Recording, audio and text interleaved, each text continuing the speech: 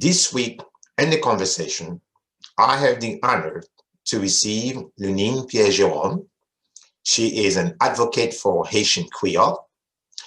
Also, we're going to be talking about her latest translation. She has translated Alice Walker's novel, Color Purple, under the Creole title, Couleur Mauve. And also, I just want to remind you, The Conversation is a weekly show produced by CSMS Magazine. And it's important to subscribe to this channel.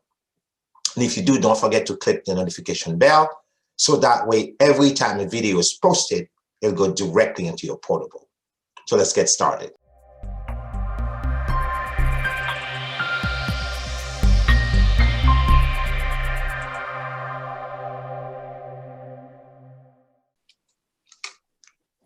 Again, my name is Ardain Isma, and today I have with me in the conversation Dr. Lunine Pierre-Jérôme. She is a professor at Cambridge College School of Education. She also has translated several works from some impeccable writers in the American literature. And the latest one is Color Purple, the classic by Alice Walker, and she's translating it into Creole under the title of Couleur Purple. Did I get it right? Couleur Mauve. Couleur Mauve. Okay, right. So today we're going to be talking about, before we get into literature, we'll focus more on what you've known best as an advocate for the advancement of the Creole language.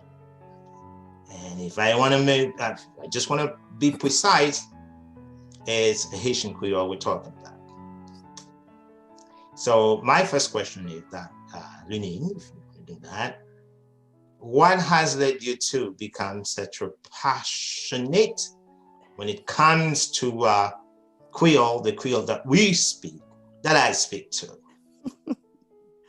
Thank you, Ardain, for inviting me. It's a pleasure to be with you tonight and to talk about my passion, Haitian Creole.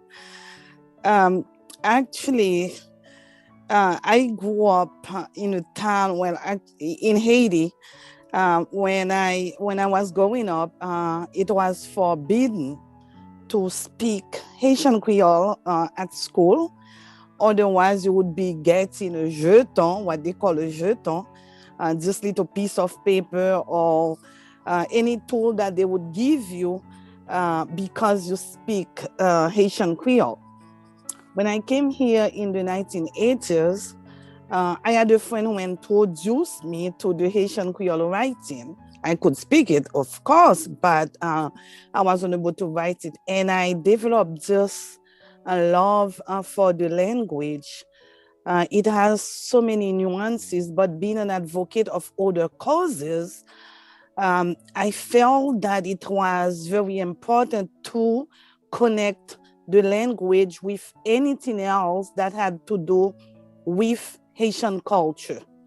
Okay. And one thing I realized is that once you speak Haitian Creole, you become associated with a part of the society that is not so well viewed by the other, quote unquote, meaning that anyone who speaks Haitian Creole but maybe doesn't know another language, that person is marginalized in the country and sometimes marginalized elsewhere too, because in the view of the other, the person who speaks Haitian Creole is illiterate, is a voodoo practitioner, is poor, is from the countryside. But you know what? Let me just get into this. And we know that it's a misconception, and also sometimes it's been used to justify something that we all understand. When I was in college, remember that I went to Barrow University, which is a Catholic institution. And in that school, there were different groups of Haitians. And there was this specific group of Haitians, or Haitian from the upper class of the Haitian elite, who sent their children to study in the United States.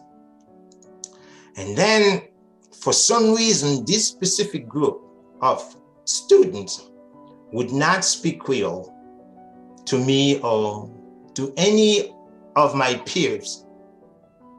They considered as being they used to call me diaspora. So if I wanted to have a conversation with them, I would have to do it in French. But when we're not around, the Creole could be heard loud and clear, even all the way from the main street. So what I did, I refused to address them into French. So when we had classes together, I would address them specifically into English. So one day, just a few days before 1986, when the Duvalier fled the country, so I was part of the Haitian Student Association, and we had a big meeting. So one kid rose from her seat and she demanded that we focus on the situation that was going on in Haiti. And all of a sudden, this group of so-called Haitian privilege, kids from privileged homes in Haiti, they would refuse. So I was part of the committee who controls who speaks and who doesn't. So she also made a motion, and I seconded the motion. And I allowed that student to rise from her seat and speak again. And there was a major discussion. So we defeated the notion of trying to avoid Creole when you're speaking out of your clan, but when you are within yourself, and Creole is the language. The language. You see what I mean? So that Creole has been used as, I would say, in two folds. There's not a single Haitian who doesn't speak Creole. Yeah, and I agree with you. If you tell me that you don't know Creole, you know it's a lie. And you cannot be a Haitian and not being expressed in the position to express yourself into Creole. Yeah, sometimes they do pretend not to speak Haitian Creole. It's so that they can disassociate themselves with us, meaning that now it's no longer the language, but it's a caste, issue. Because the elite versus the marginalized class, they want to show, or they want to put a boundary between the two. And that's what the language is, the tool that they can use to do that, among other things. But they do use Haitian language or the Haitian Creole to show the distinction, the clear difference between the elite and the masses. Now, one other question I want to ask you. If you, as an advocate for the Creole language, we know such disparities that exist in Haiti in particular, between those who are fluent in French and those who can understand French but not necessarily fluent in the language. But every single Haitians are very fluent when it comes to speaking Creole. 100%. I would say. So as an advocate, so how do you, because I know in Haiti also there are several groups or organizations that are promoting the Creole language. As a matter of fact, I think the Haitian Constitution, 1987 Constitution, infused Creole as equal to French. So Haiti right now has two official languages, French and Creole. It does, but it's only on paper, because many of the activities undertaken by the government or the nation, these activities are done in French. So French is still being used as the language as a great divide, I would say, between the mass and the elite. And also, then you will hear people complaining about the lack of materials, educational materials and stuff like that. And that is why they are still using French. but I would say no, they're using French to make sure that the masses remain at the lowest level of the ladder. Okay, so let me ask you a question here. So this is something that can also be proven even historically since independence. If you remember, at several moments in Haitian history during the 19th centuries, this linguistic difference arose.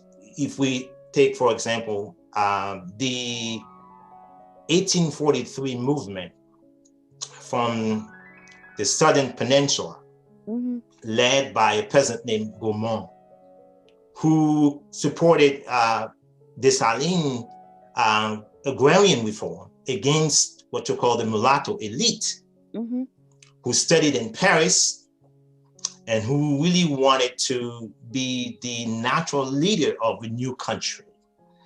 So, and then again in 1870, we saw the same situation.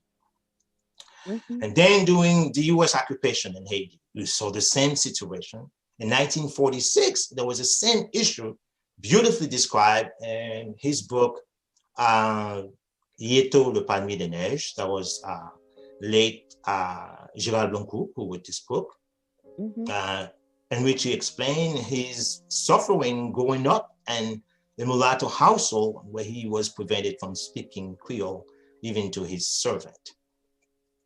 So, you know, what you're saying, that Lunine, it's something that is very well understood. So my question is, are you really working hand in hand with Haitians and Haiti who are working to close this gap as you continue to advocate for? Yeah, what we've been doing lately, I am part of an organization called JIBCA Edition.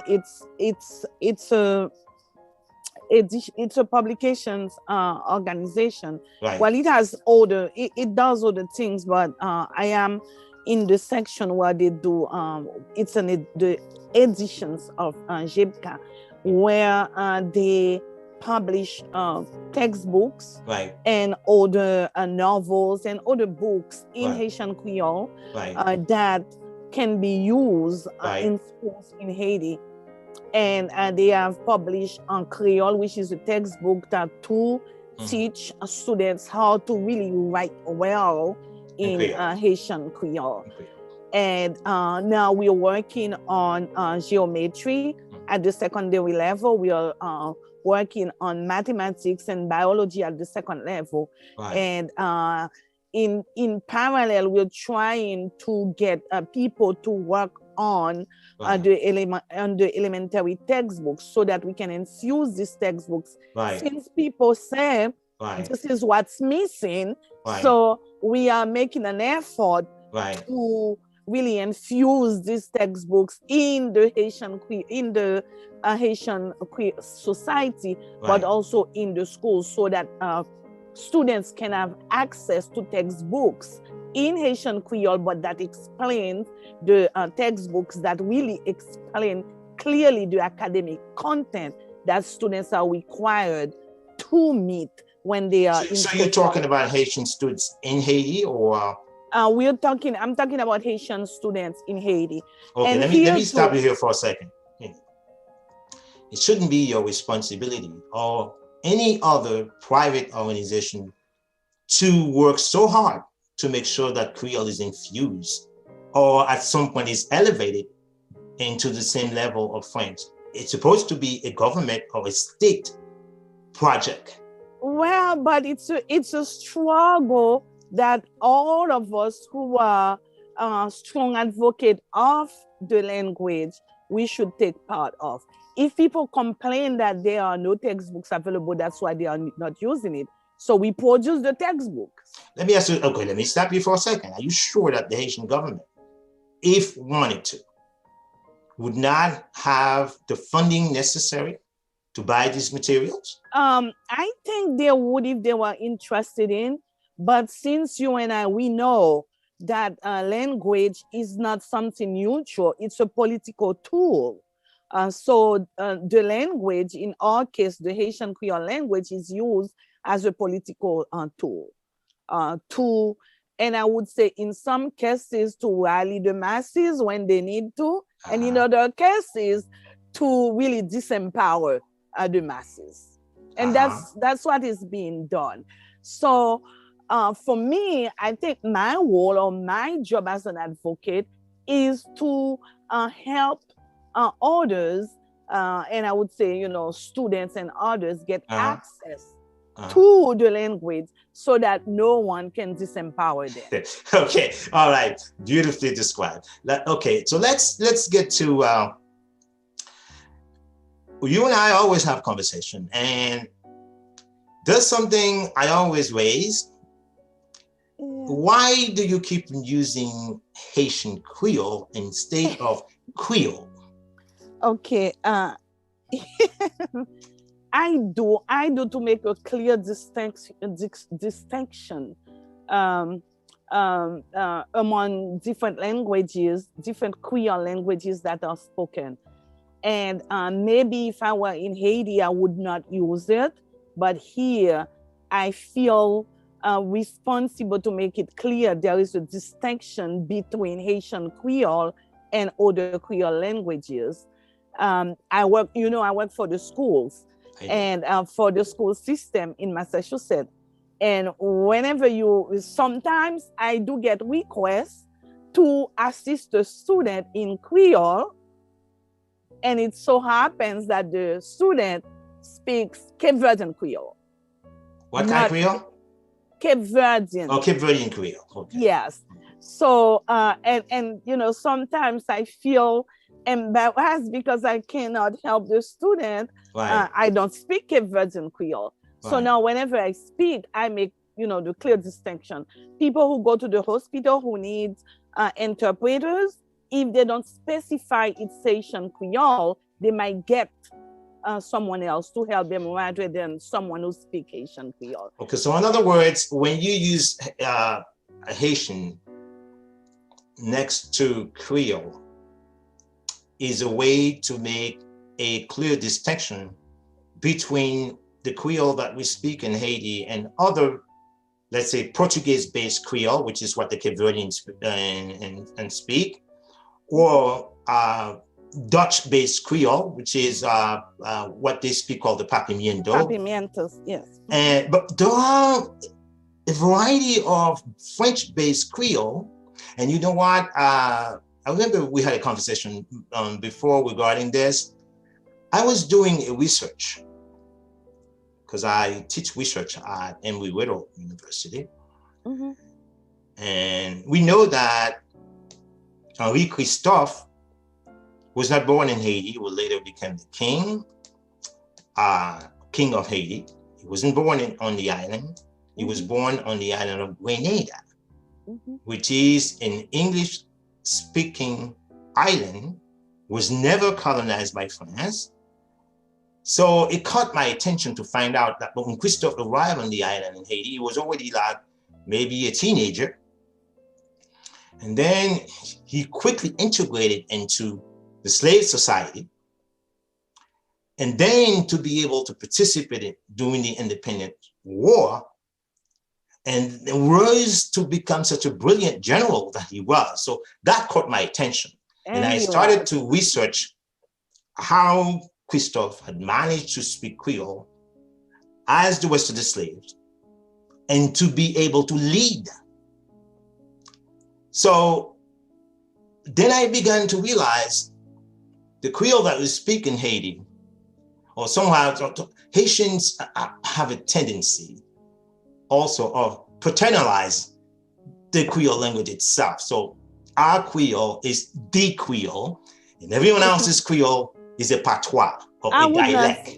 I would not say that. I was looking. I was just not today, but not too long ago either. I was watching a show on a man who was doing a game online with using the Louisiana Creole. Okay. And it was so intelligible. I could understand, even though it was not Haitian Creole, I could understand because there is like a strong similarity between the Creole from Louisiana and Haiti. I just wish, and I talk about that all the time, I just wish the French-based Creole that we have in all these islands, etc., could become one. And then, there is a reason for that, like a political reason. The more people who speak the language, who understand the language, who write the language, the better a force we would become in the world. That's how I see it. So to me, Haitian Creole is not like the Creole, even though I hold it dear to my heart, but I think language is language, and we should appreciate the people who speak a language similar to us. And then you know what I found out? As much as we're so romantically in love with our Creole, these are the people are very passionate about the same Creole we speak. Exactly. Let me give you an example. I was in Paris, and I met a couple of gentlemen from, I think two of them was from Guadeloupe, and the other one was from La Réunion, which is a French island and French Polynesian island in the Pacific. I was going to a section in Paris where you find most ethnic minorities. I call Chateau Rouge.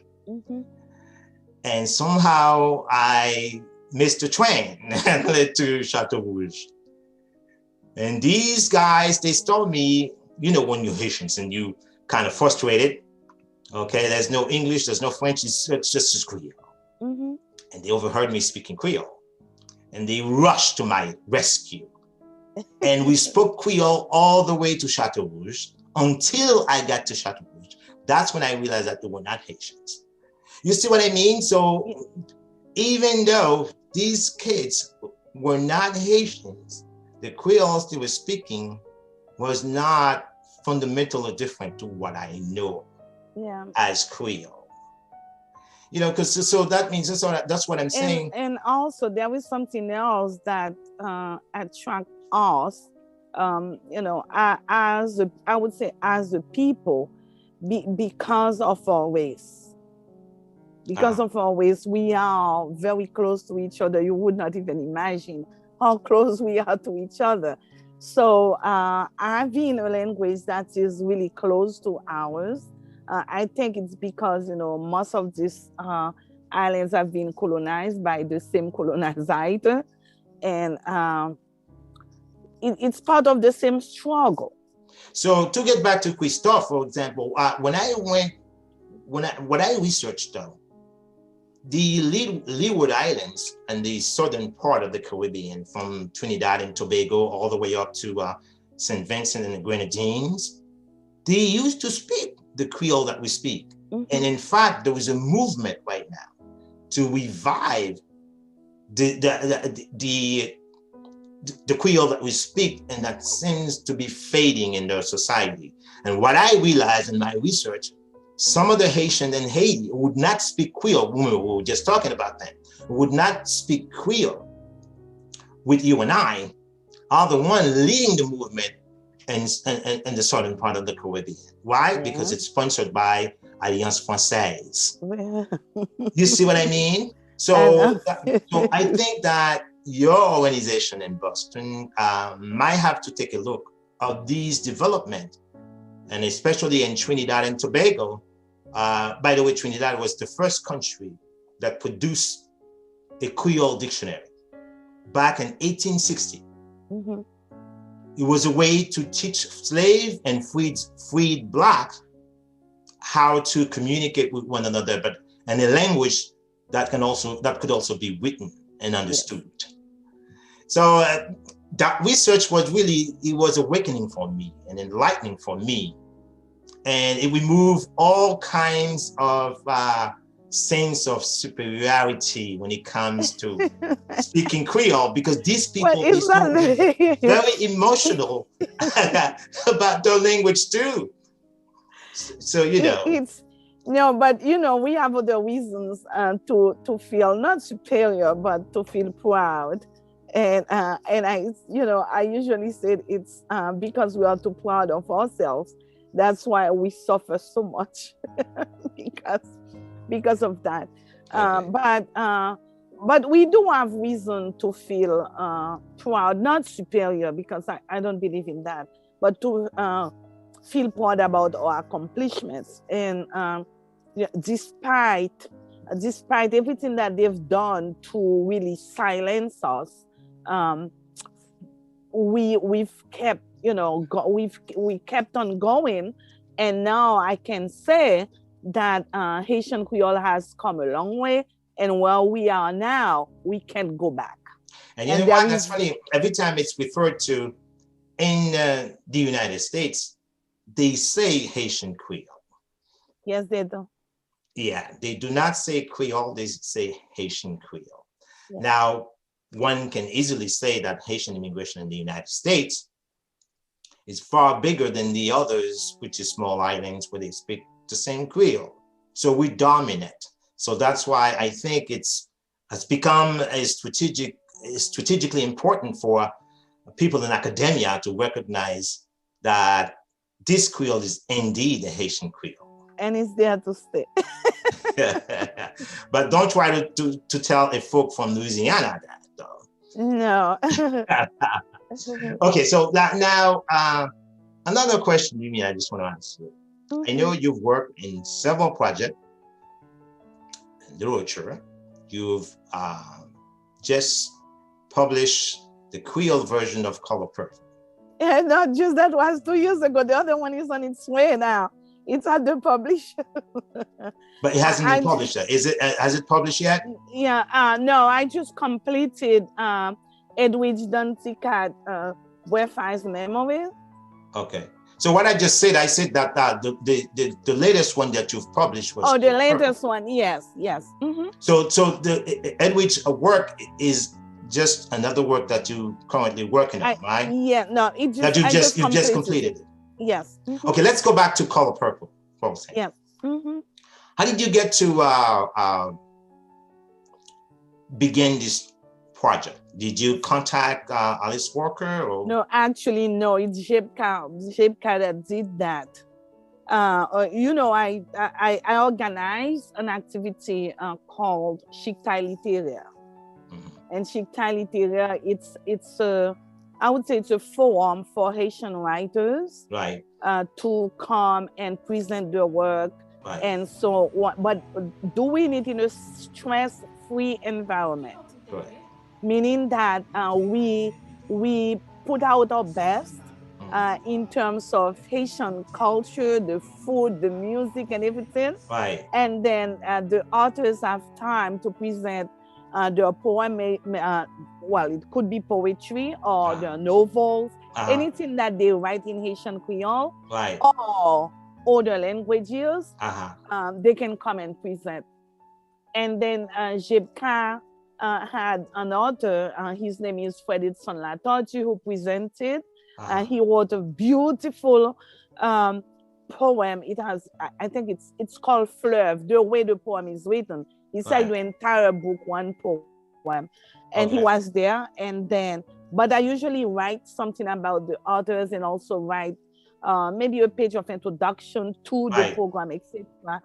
And then the executive director of Jebka, Roosevelt de Ronville, read what I wrote, and he felt, oh my God, that he felt thrilled with what I wrote, and asked me if I was interested in becoming a member of Jebka. I said yes.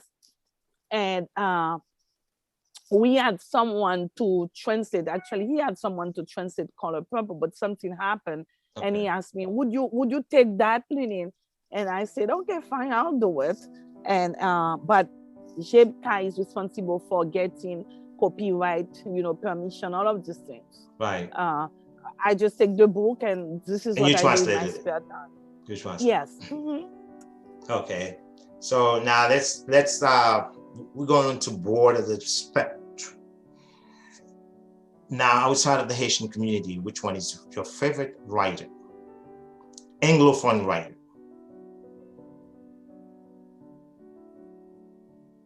Always in aside from the Haitian community, who you would consider as your favorite writer? Oh my God. Who would I consider? It's Bell Hooks. It's who? Bell Hooks, not novels. Bell Hooks. Okay. She's a feminist. Okay. She has written many books on African American women. She's African American too. Uh-huh.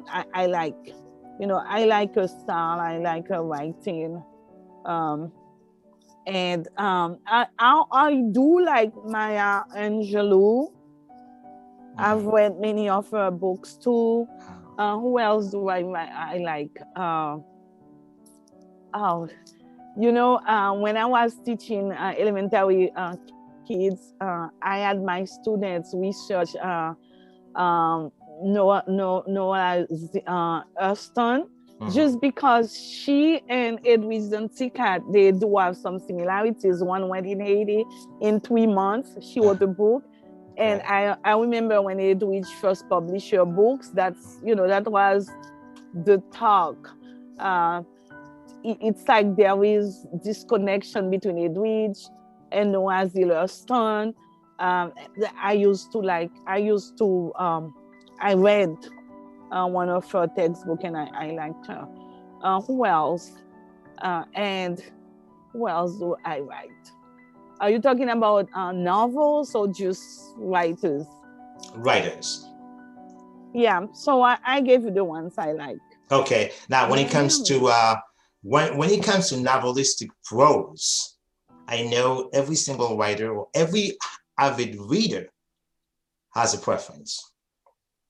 So, in the genre I'm talking about, some people would rather have romance novel. Some people would want a historical novel.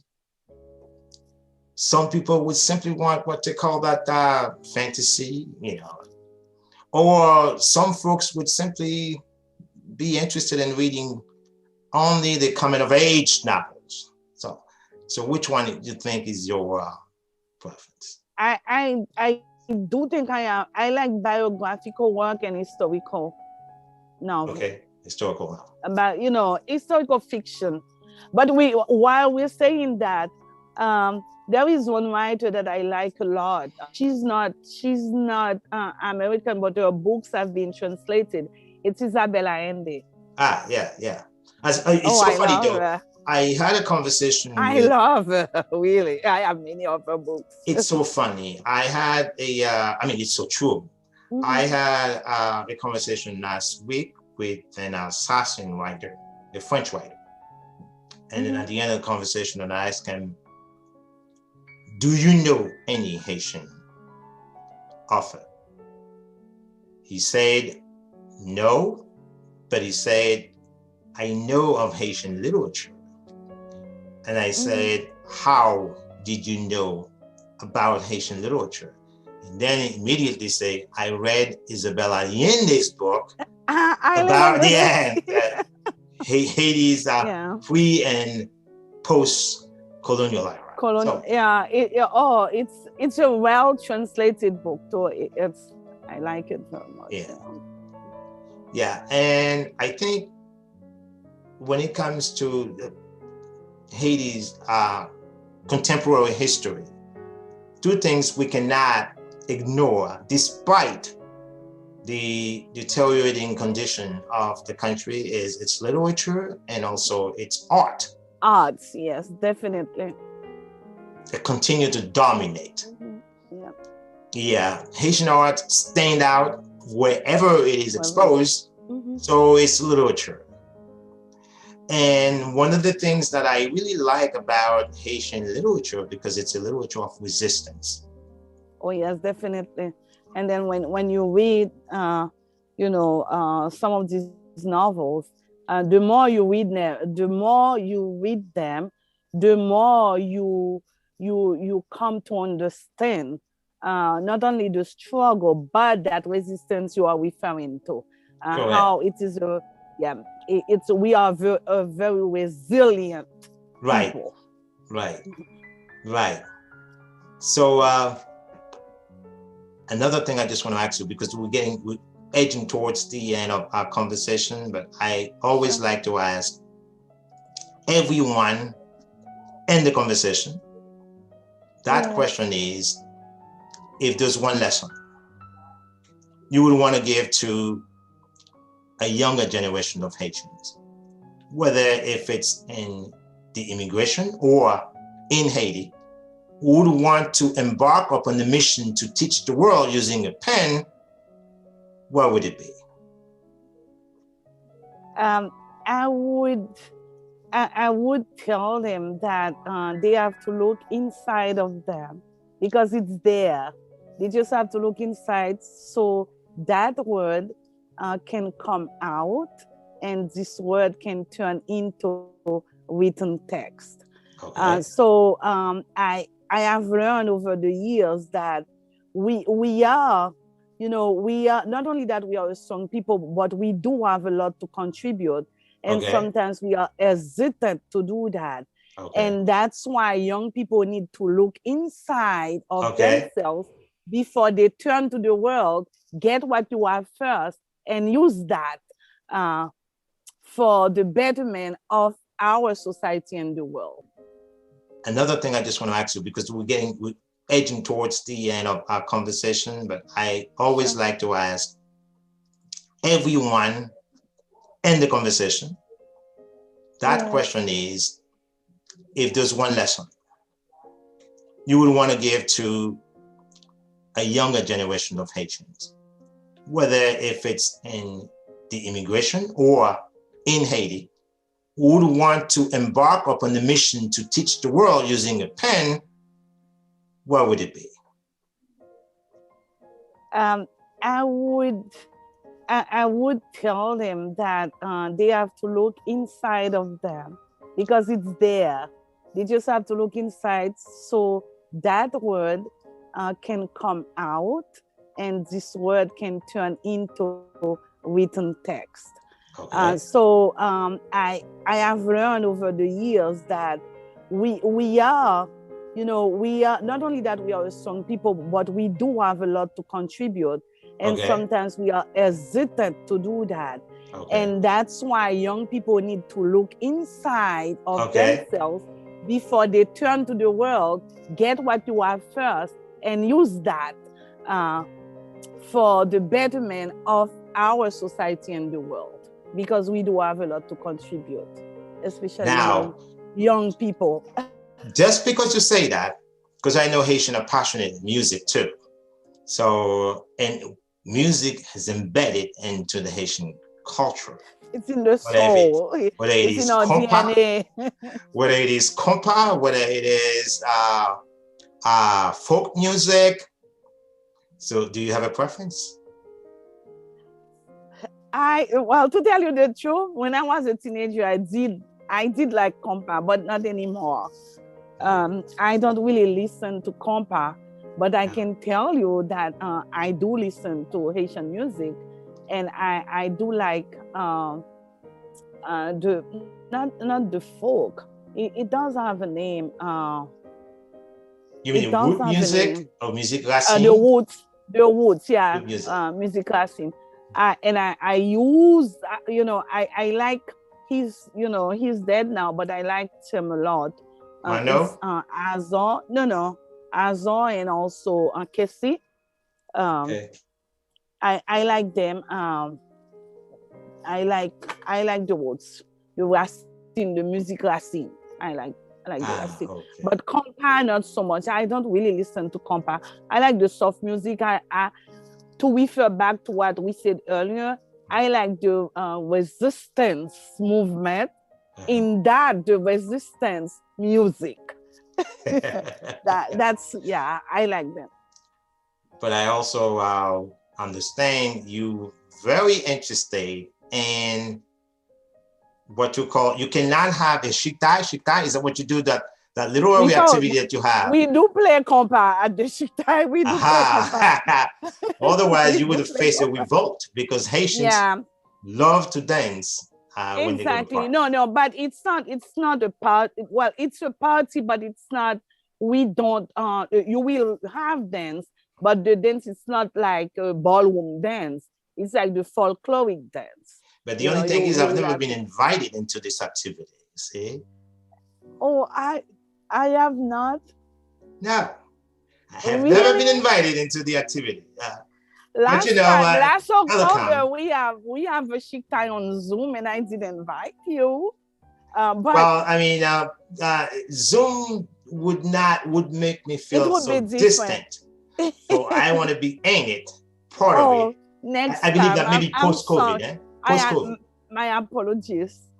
So next time, post-COVID, you will be a guest. Okay. At our, invitee at I our hope so. shiktai. Okay. I hope so. So with that, I'm just going to say it has been such a pleasure to have Dr. Lunine Pierre-Jérôme here in the conversation. It was a very fruitful conversation. And I think that maybe, you know what, sincerely, I feel we could talk forever. Especially we're talking about something that really I take deep to heart, within the deepest fiber of my soul. But maybe we might have a second conversation once the next project is published. How's that? Yeah, oh, no problem. It will be my pleasure. Okay.